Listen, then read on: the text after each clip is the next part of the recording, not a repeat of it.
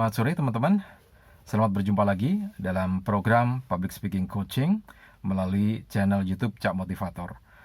Kali ini saya akan menyampaikan latihan apa atau latihan yang ketiga bagaimana supaya kemampuan interpersonal communication kita meningkat, kemudian juga bisa meningkatkan kemampuan public speaking kita. Nah, di episode yang 1 dan yang 2 saya sudah sampaikan bagaimana cara kita meningkatkan kemampuan interpersonal communication kita. Nah, untuk kali ini saya juga akan menyampaikan cara yang ketiga atau tahapan yang ketiga.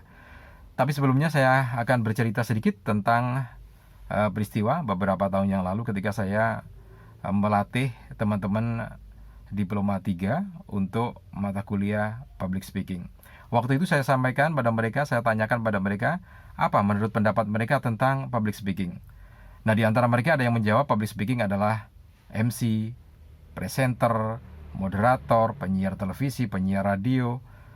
Ya, saya sampaikan juga pada mereka bahwa semuanya itu tidak salah karena ada kaitannya dengan public speaking. Moderator misalnya menghadapi sekian banyak audiens dalam sebuah ruangan juga menggunakan ilmu public speaking. Kemudian penyiar televisi, penyiar radio juga menghadapi sekian ribu bahkan sekian juta orang. Kemudian juga berkaitan dengan presentasi, menghadapi sekian banyak orang dalam sebuah ruangan, baik menggunakan alat ataupun tidak, alat bantu komunikasi maupun tidak, itu adalah bagian dari public speaking. Nah, ini kenapa saya sampaikan? Karena ini ada kaitannya dengan latihan kita yang ketiga untuk meningkatkan kemampuan interpersonal communication yang akan nantinya berlanjut pada kemampuan kita untuk berbicara di depan umum ataupun public speaking.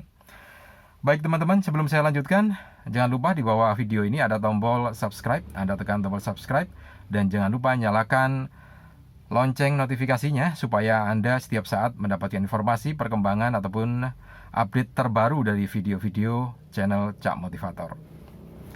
Oke, kita lanjutkan lagi tentang latihan yang berikutnya. Kalau yang pertama, kita berlatih dengan menyiapkan presentasi atau menyiapkan bercerita di setiap kesempatan. Bercerita di kantor, sebelum bekerja, dicerita di rumah, ataupun di tempat yang lainnya. Nah, yang kedua adalah biasakan berlatih berbicara dengan orang di sebelah Anda, dimanapun ya.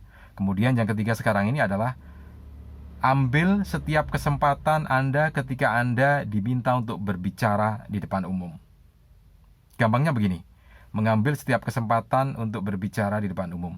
Kalau misalkan Anda seorang siswa SMA misalkan atau SMK atau yang sederajat, biasanya di sana ada kegiatan-kegiatan, rapat kelas, rapat OSIS dan segala macamnya.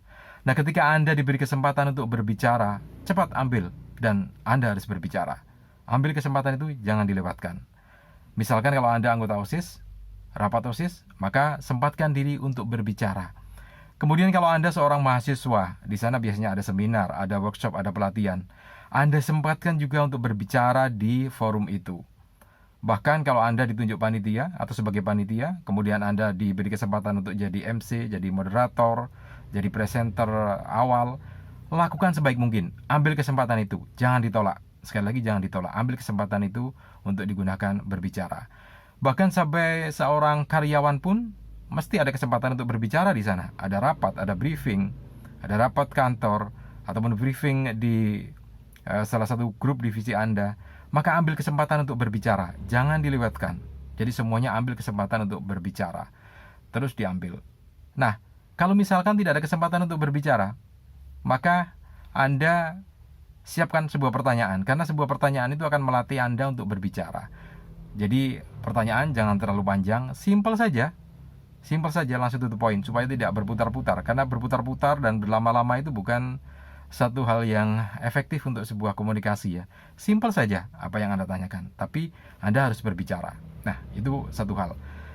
Saya juga akan bercerita ketika saya jadi anggota di Senat Mahasiswa beberapa tahun yang lalu ketika masih belajar di salah satu kampus di Malang. Ada yang menarik dalam Senat kita, anggota Senat kita. Ada 3 orang yang saya catat ya.